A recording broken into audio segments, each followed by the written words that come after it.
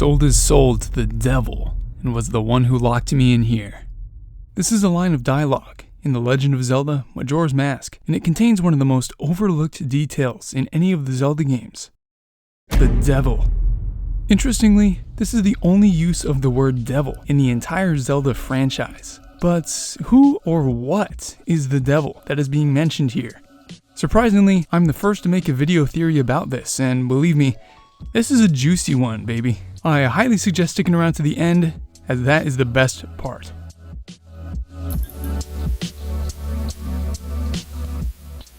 Okay, so just so we have the context of that quote in mind, I must recount the story of Sharp and Flat, the two composer brothers, or I guess, the decomposing brothers. Flat and Sharp were brothers who composed beautiful works of music for the Ikana royal family for many years. Once the members of the royal family had all died in the Great War of Ikana, however, everything went awry. Sharp began longing for them to still be alive, and in an attempt to bring them back to life, he sold his soul to the devil, according to Flat. Apparently, Sharp became corrupted in his endeavors to bring them back, and subsequently could only bring about death and darkness, turning himself into a demon of sorts. In a fit of cruelty, Sharp sealed his brother away underground for eternity. But unbeknownst to Sharp, Flat had composed a song during the time he was sealed off with the ability to bring rain and heal a wounded heart, called the Song of Storms. Link eventually meets Flat in his dungeon in Ikana after defeating an Iron Knuckle, where Flat teaches us the Song of Storms. After Flat requests that Link air his grievances to his brother Sharp, Flat disappears, never to be seen again. I can only assume that means his spirit was put to rest and he simply faded from existence. It's also important to note that, at the time of Link arriving in Ikana, there were multiple undead characters. There's Egos du Ikana, the king of the Ikanans, as well as his two servants. And then there's Skull Kita, the commander of Ikana army, and many Gibdos, all undead. So basically, Ikana is just the land of the undead, and this will all be brought into play later. Alright, so with the context of that quote fresh in mind, as well as a handle on the current situation in Ikana, let's start by taking a look at a character that's usually thrown out as a guess as to who the devil could be. And that character is Skull Kid. And it's a decent guess, don't get me wrong, as he is very impish and he likes to play tricks on people. I would certainly classify him as being devilish. The main case for Skull Kid is what Sharp tells us after we've healed him by playing the Song of Storms. He tells Link, "We dead should not be lingering here in this land. It was all a trick of the masked one who had upset things." There are a number of masked ones throughout Termina, but there aren't many that had upset things the way Skull Kid had.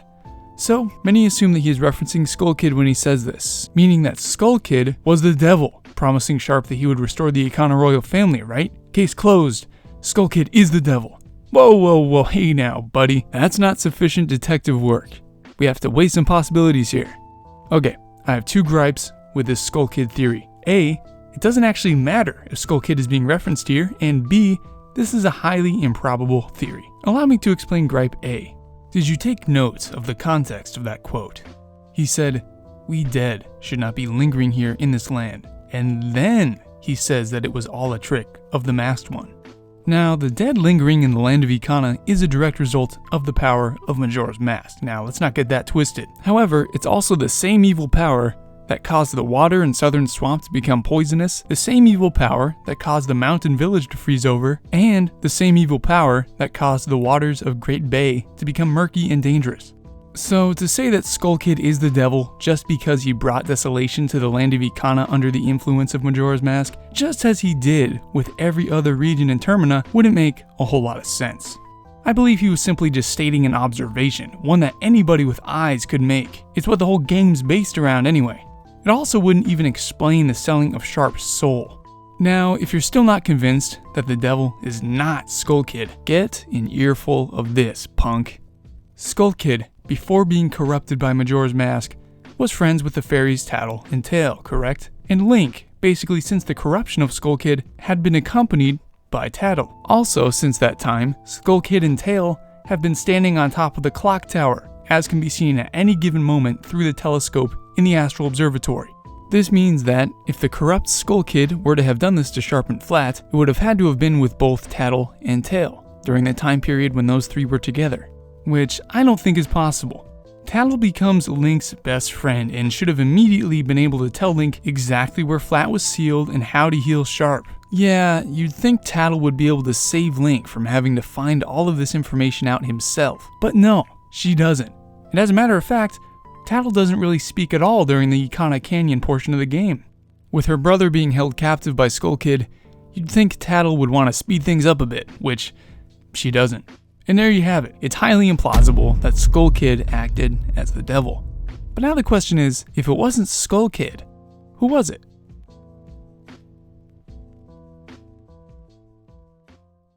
Some may now turn to saying that the devil was Majora himself. Not a bad guess either. Majora is the root of all evil in Termina, and quite possibly could have come from Stone Tower Temple, but that's a theory of mine for another day. Majora would seem the overall logical character to associate with the devil, but here's where this theory falls flat. Let's take a look at the lore of Ikana. Egos to Ikana, the undead king of Ikana, blames the opening of the Stone Tower Temple door for the undead of Ikana being risen. This would mean that the door to Stone Tower Temple was also opened fairly recently, as Sakan, the thief who actually lives in Ikana, tells us that lately, frightening ghosts have been appearing in swarms in Ikana village across the river.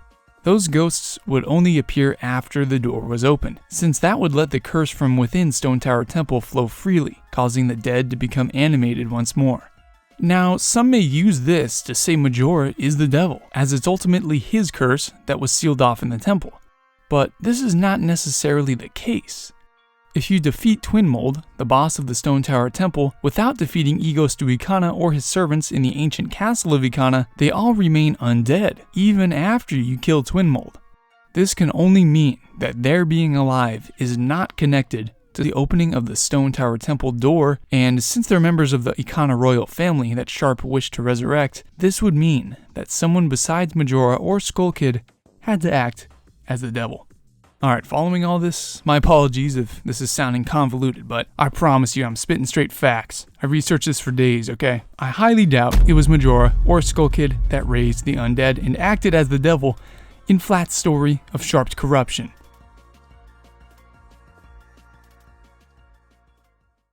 Okay, so if it's neither Majora nor Skull Kid, I think we should come up with a profile for who this devil could be. And just a preliminary statement, since Sharp and Flat are both literally floating dead guys, I think it's safe to assume that Flat was speaking literally when he said that Sharp sold his soul.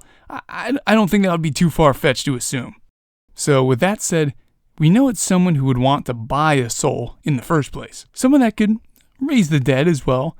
Probably someone from the Ikana region too, since nothing hints at Sharp or Flat venturing beyond the border of Ikana Kingdom. All important things to note.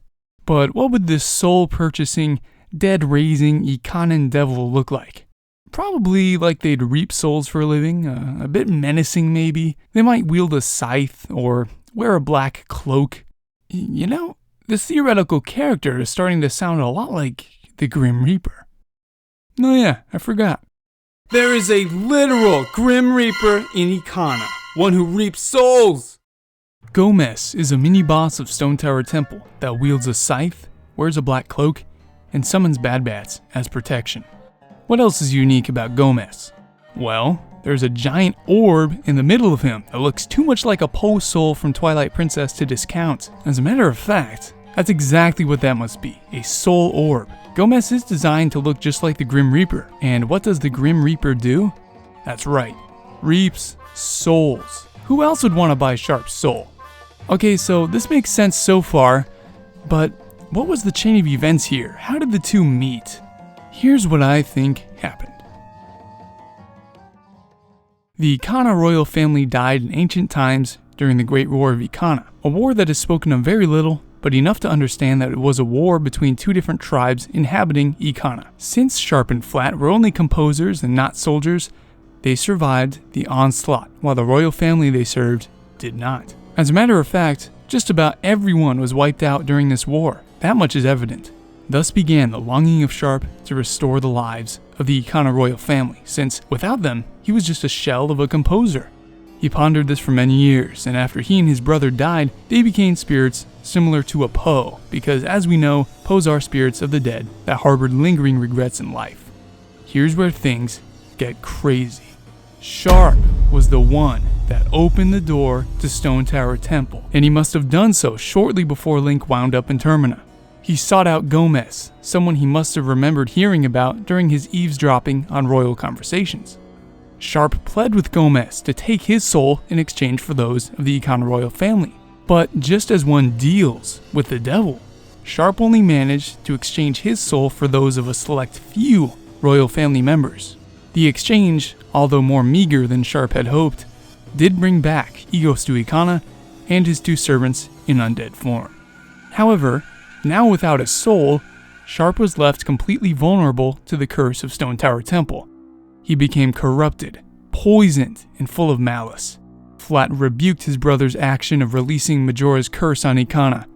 This caused Sharp's anger to flare against Flat, and he cruelly sealed him away for eternity with the evil power imbibed from his corrupt state. Then, Link comes along and does the healing. Sharp's regrets were eased at last when he heard the Song of Storms, and he knew his brother was at rest. Thus, Sharp was put to rest as well, causing him to vanish. End of story. Alright, so what do you think of this theory?